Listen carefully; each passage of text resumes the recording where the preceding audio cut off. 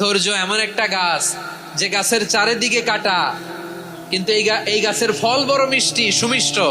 ধৈর্য যদি ধরতে পারেন, এর ফলাফল দিব কে? আমরা 16 বছর ধৈর্য ধরছি না? এই ফলাফল আমাদেরকে আরশের উপর থেকে দান করেছে কে?